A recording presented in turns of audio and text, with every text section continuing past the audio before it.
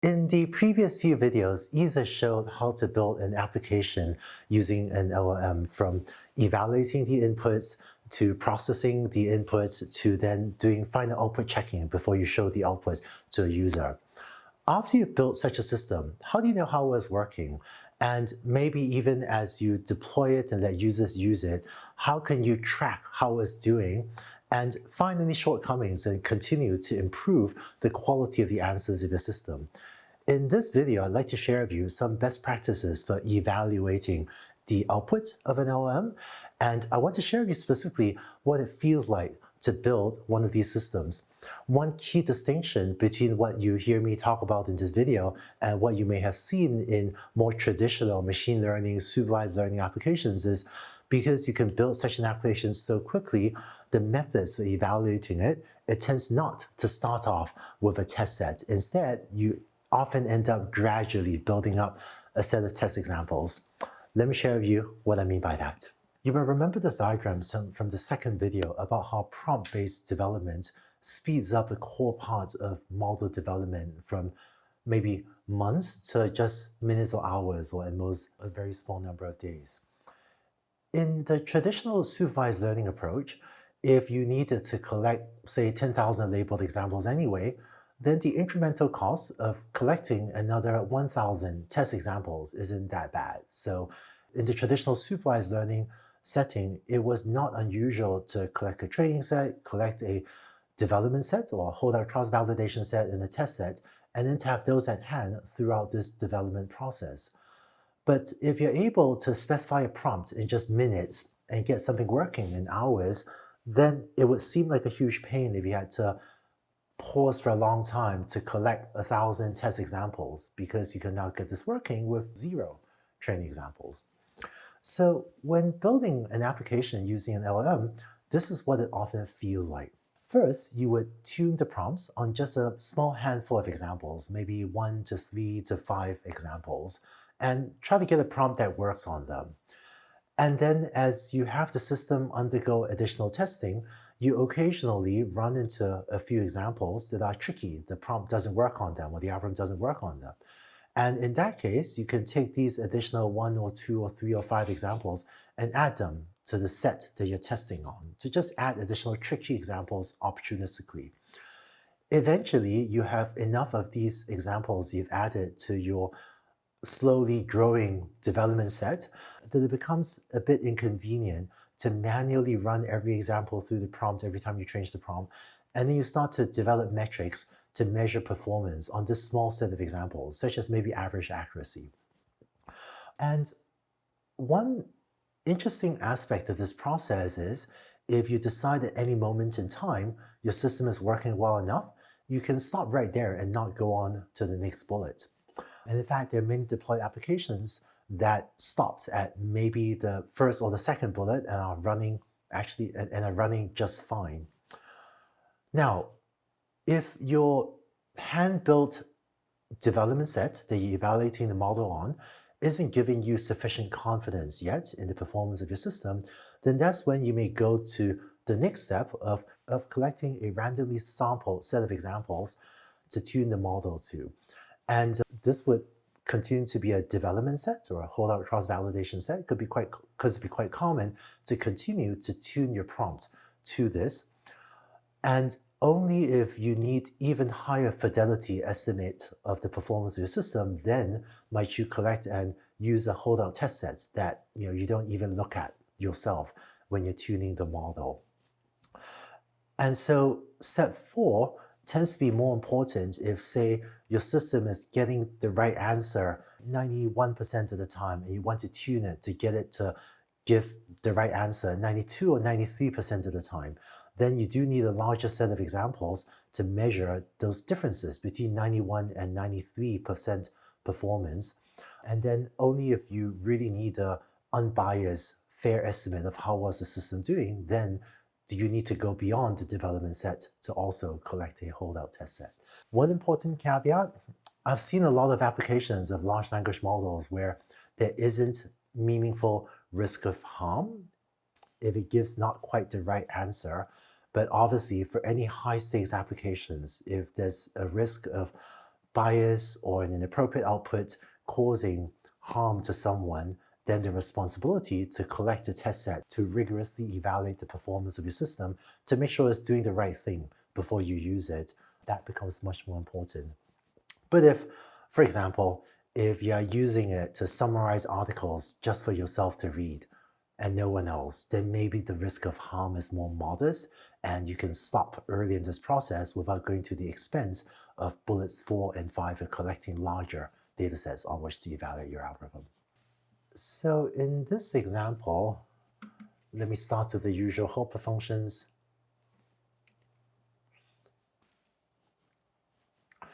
Use a utils function to get a list of products and categories. So in the computers and laptop category, there's a list of computers and laptops. In the smartphones and accessory category, here's a list of smartphones and accessories, and so on for other categories.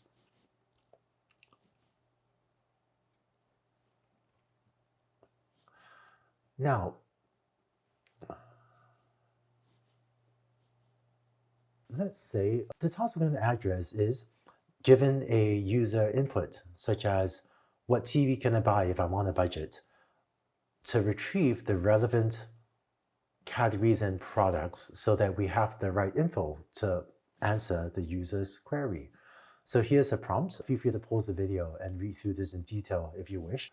But the prompt specifies a set of instructions and it actually gives the language model one example of a good output. This is sometimes called a few-shot or technically one-shot prompting because we're actually using a user message and a system message to give it one example of a good output. If someone says, I want the most expensive computer, let's just return all the computers because we don't have pricing information. Now let's use this prompt on the customer message, which TV can I buy if I'm on a budget? And so we're passing in to this, both the prompt, customer message 0, as well as the products and category. This is the information that we retrieve up top using the utils function. And here it lists out the relevant information to this query, which is under the category televisions and home theater systems. This is a list of TVs and home theater systems that seem relevant. To see how well the prompt is doing, you may evaluate it on a second prompt. If customer says, I need a charger for my smartphone, it looks like it's correctly retrieving this data. Category, smartphones, accessories, and list the relevant products. And here's another one. So what computers do you have? And hopefully you'll retrieve a list of the computers. So here I have 3 prompts, and if you are developing this prompt for the first time, it would be quite reasonable to have 1 or 2 or 3 examples like this, and to keep on tuning the prompt until it gives appropriate outputs, until the prompt is retrieving the relevant products and categories to the customer requests for all of your prompts, all 3 of them in this example. And if the prompt had been missing some products or something, then what we would do is probably go back to edit the prompt a few times until it gets it right on all 3 of these prompts. After you've gotten the system to this point, you might then start running the system in testing. Maybe send it to internal test users or try using it yourself and just run it for a while to see what happens. And sometimes you will run across a prompt that it fails on. So here's an example of a prompt. Tell me about the SmartX Pro phone and Full Snap camera, also what TVs you have.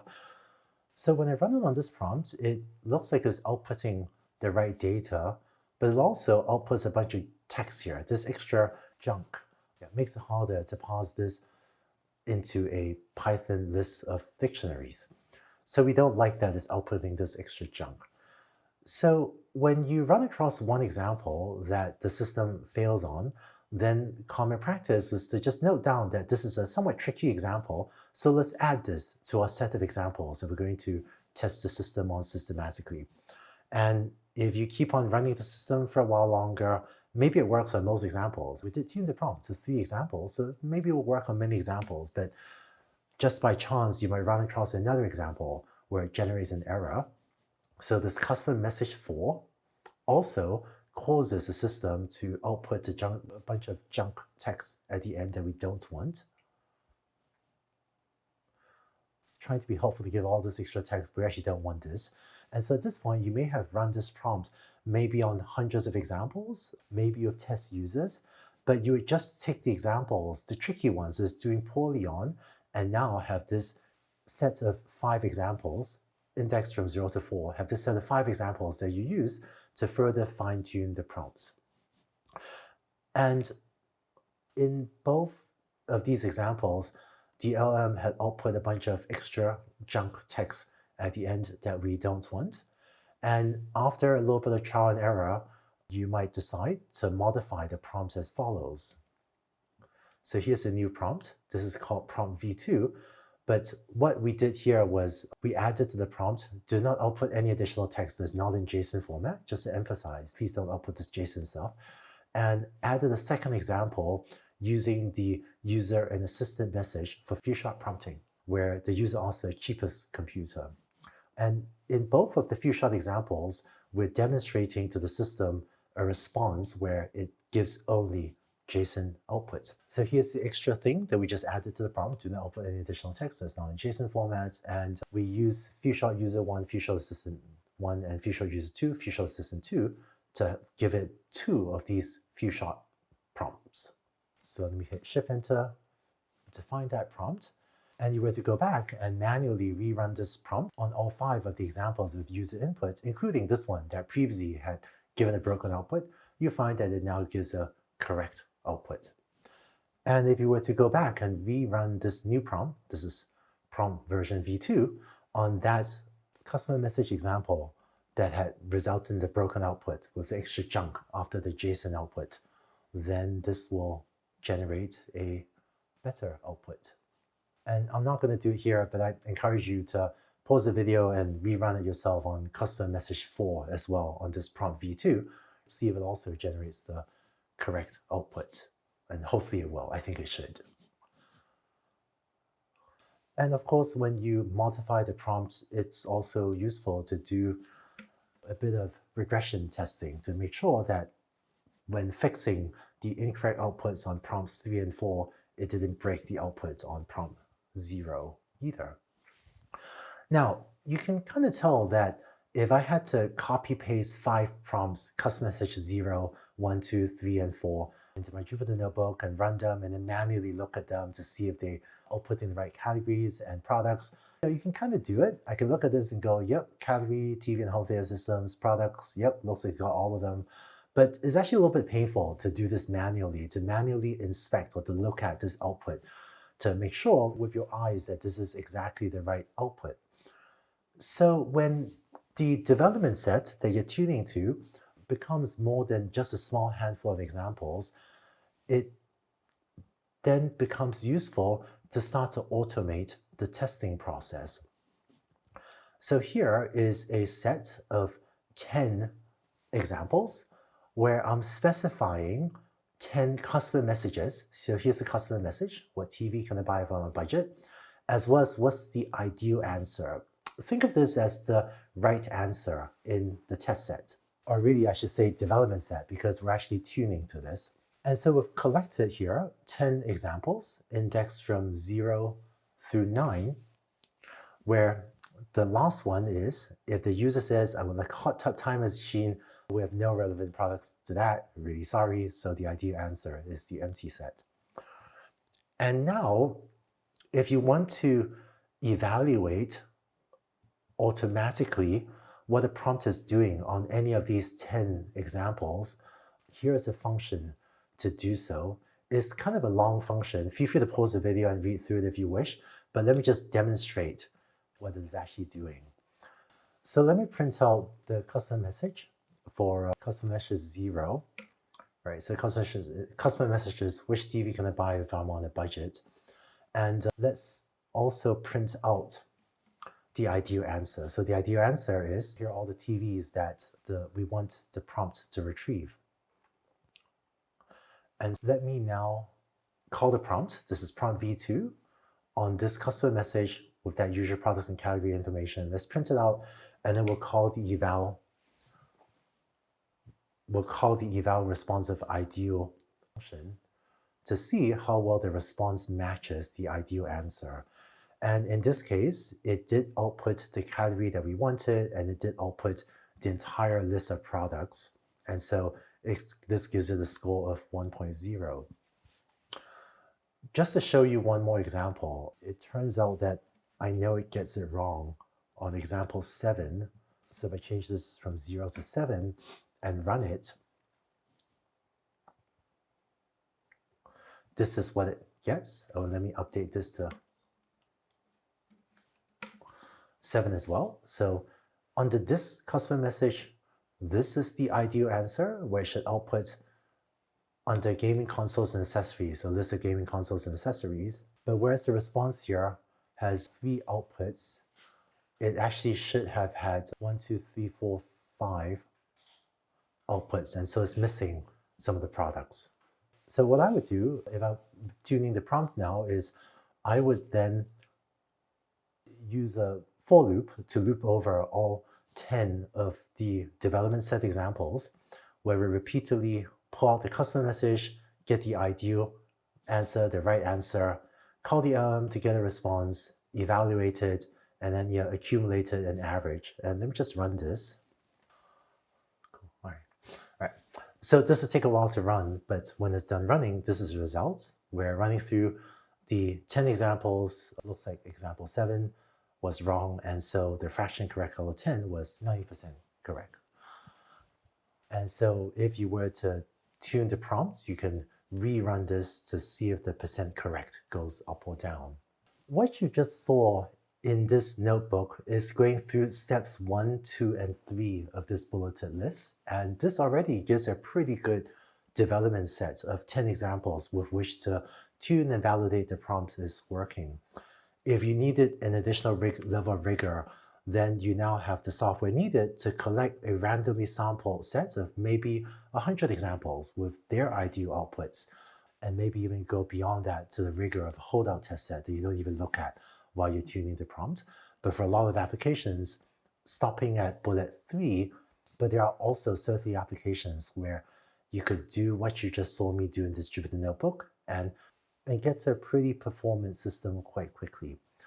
With, again, the important caveat that if you're working on a safety critical application or an application where there's non-trivial risk of harm, then of course it would be the responsible thing to do to actually get a much larger test set to really verify the performance before you use it anywhere.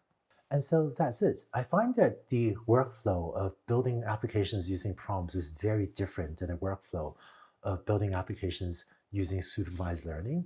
And the pace of iteration feels much faster. And if you have not yet done it before, you might be surprised at how well an evaluation method built on just a few hand-curated tricky examples. You think with 10 examples, and this is not statistically valid for almost anything. But you might be surprised when you actually use this procedure, how effective adding just a handful of tricky examples into your development set might be in terms of helping you and your team get to an effective set of prompts and an effective system. In this video, the outputs could be evaluated quantitatively, as in there was a desired output and you could tell if it gave this desired output or not. So in the next video, let's take a look at how you can evaluate LM outputs in that setting where what is the right answer is a bit more ambiguous.